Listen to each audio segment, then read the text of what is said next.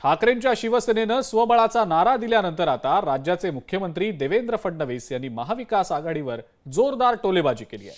महाविकास आघाडी राहिली काय आणि फुटली काय त्याच्याशी आम्हाला काय घेणं आहे अशा शब्दात फडणवीसांनी महाविकास आघाडीच्या नेत्यांना टोला लगावलाय। महाराष्ट्राला प्रगतीकडे नेण्याचा आमचा प्रयत्न आहे आणि पुढच्या सर्व निवडणुकांमध्ये जनतेचा आशीर्वाद आमच्यावर असणार असल्याचं फडणवीस म्हणतायत।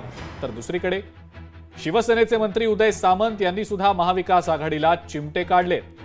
त्यांच्यामध्ये काय चाललंय हे जसं तुम्हाला कळत नाही तसं महाराष्ट्राच्या मतदारांना सुद्धा कळत नाही अशी खोचक टीका उदय सामंतांनी महाविकास आघाडीवर केली आहे।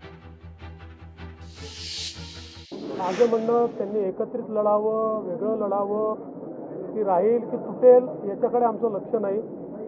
महाराष्ट्राला प्रगतीकडे नेण्याचा आमचा प्रयत्न आहे आणि पुढच्या सगळ्या निवडणुकांमध्ये जनतेचा आशीर्वाद आमच्या सोबत राहील। यामध्ये काय नाविन्यपूर्ण आहे असं मला वाटत नाही, कारण लोकसभेला जो काय फेक नरेटिव्ह सेट करून आमच्यावर आक्रमण करण्याचा प्रयत्न केला होता तो फुगा आम्ही विधानसभेमध्ये माननीय देवेंद्रजी एकनाथ शिंदे साहेब आणि अजितदादांच्या नेतृत्वाखाली फोडला।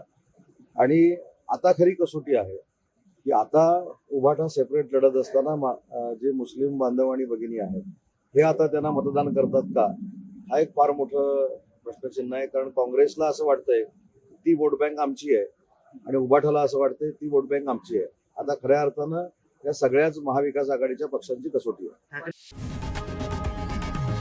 लोकशाही मराठी ऐका, पहा, जागरूक रहा।